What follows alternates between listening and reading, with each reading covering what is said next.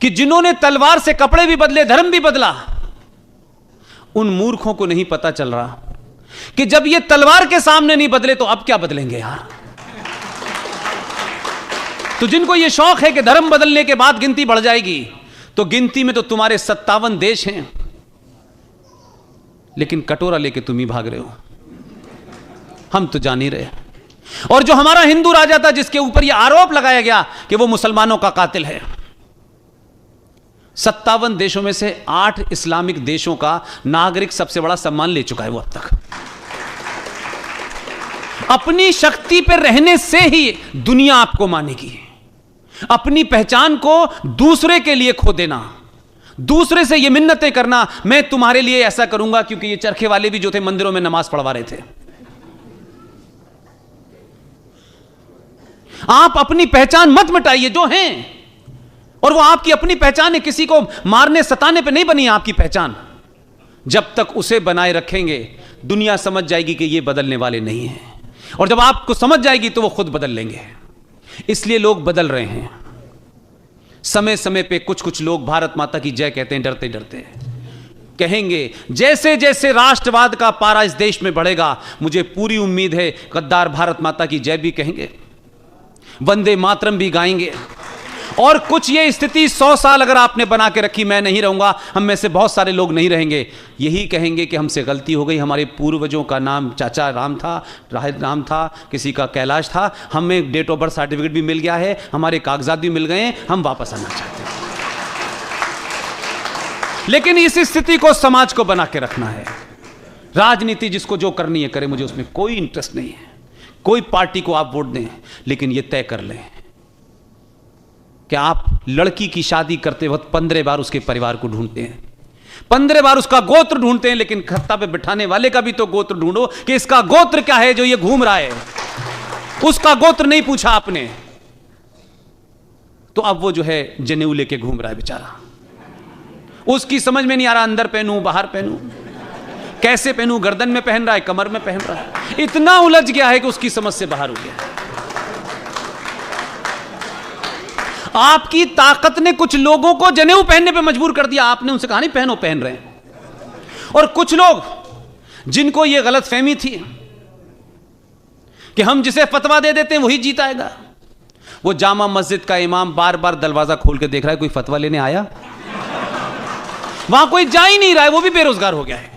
ये 2 मैं एग्जाम्पल इसलिए दे रहा हूं कि आपने 14 के बाद 1000 शिकायतें हो सकती हैं सत्ता से आपकी। ये शिकायतें बहुत छोटी होती हैं जब राष्ट्र सामने होता है। अपनी निजी और छोटी छोटी शिकायतों के कारण राष्ट्र को दांव पे मत लगाइए। ये राष्ट्र है तो हम हैं, राष्ट्र रहेगा तो हम रहेंगे। जब राष्ट्र ही नहीं रहेगा तो मेरे और आपके रहने का मतलब क्या है? करोड़ों लोग ऐसे रह रहे हैं जिनका कोई वतन नहीं है। इसलिए जो आपने गलतियां की, जो आपसे भूलें हुई, किन्हीं कारणों से हुई, उन सबको थोड़ी देर के लिए ताक पर डाल दीजिए और अपने समाज में जो चले गए हैं उनका हाथ पकड़िए। सामाजिक तौर पे सिर्फ हाथ पकड़िए। वो हजारों साल से नहीं बदले, अभी भी नहीं बदलेंगे और आपके साथ खड़े हो जाएंगे।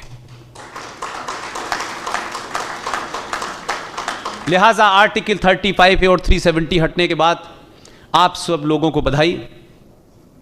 31 अक्टूबर को सरदार पटेल के जन्मदिन के दिन जब जम्मू कश्मीर में उपराज्यपाल जाएं, तो ये बात मैं इसलिए कह रहा हूं कि जो शख्स जिसको आपने पीएम बनाया है वो पूरी दुनिया को तो मैनेज कर लिया उसने कि आर्टिकल 35 और 370 से पूरे देश में खुशी की लहर है। ये हमारे घर का मामला था, हमने तय किया है, बाहर वालों का कोई उसमें लेना देना नहीं है। लेकिन 2.5 लाख लोगों की रैली बांग्लादेश में निकल रही है कि 370 कैसे हटाया।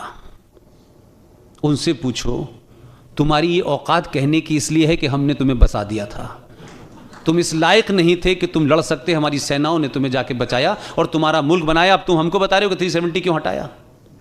हम नहीं होते तो तुम होते ही नहीं। इसलिए भारत के तमाम उन नागरिकों को जो मेरी बात सुन रहे हैं और गुजरात के लोगों से खास तौर से मैं बार बार कहता हूं, फेसबुक पे और इंटरनेट पे बधाई देने का समय नहीं है।